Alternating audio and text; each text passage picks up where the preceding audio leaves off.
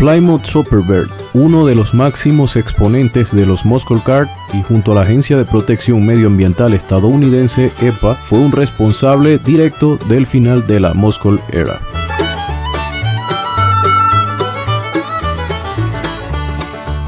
El Plymouth Roadrunner Superbird era un carro de competición homologado para las calles con una producción limitada a 1920 unidades que Plymouth tuvo que producir para el público para poder competir en NASCAR. Plymouth pagó $50,000 a Warner Brothers para usar el nombre, el dibujo y el sonido del Roadrunner. Lo más llamativo era el impresionante kit de carrocería, un frontal aerodinámico y el gigantesco spoiler trasero. Un detalle curioso es que se creía que la forma del spoiler respondía a una compleja fórmula aerodinámica, cuando en 1990 se reveló que tenía dicha forma para que el maletero se pudiese abrir con normalidad. Los efectos de este kit no se mostraban hasta superados los 140 kilómetros. Los Superbird de competición alcanzaban velocidades cerca de 250 kilómetros en carretera. ¿Y qué hay de EPA?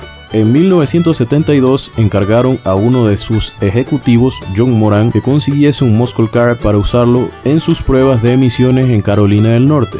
Los Muscle Car estaban en auge y sus potencias y emisiones no hacían nada más que aumentar. John Moran encargó a Ray Nichols, afamado conductor y preparador de Muscle Car, que consiguiese un carro. Dado el patrocinio de la anterior empresa de Moran en la NASCAR, quiso que dicho vehículo fuese un Plymouth Superbird. En otoño de 1973 la EPA terminó sus pruebas con el Superbird, que constaron de mucho trabajo de laboratorio y algo de pista, y procedió a almacenarlo en un garaje con solo 10.000 millas en el odómetro. Se subastó en 1979 con otros vehículos usados en una subasta rutinaria, donde un afortunadísimo comprador lo adquirió a precio de remate en tan solo $500. En 2006 fue completamente restaurado a un estado de capricho tal y como la EPA lo usaba a principios de los 70. El Superbird se ofrecía con 3 motores V8 Hemi, 2 unidades básicas de 440 pulgadas cúbicas de 7,2 litros de cilindradas,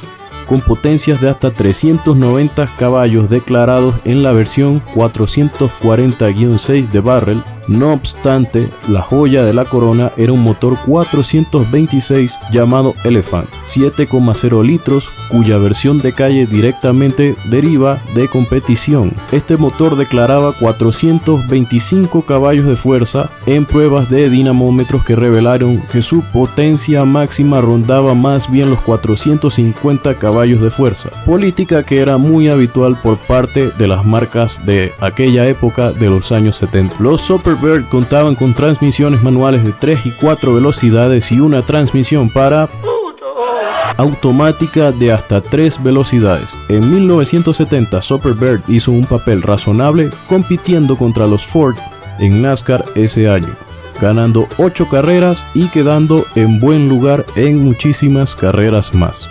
Si te gustó el video, te invito a suscribirte a este canal y a seguirme en Instagram como Street Garage YT y en Facebook como Street Garage YT también. Yo soy Edgar Ulate y esto fue un video para Street Garage.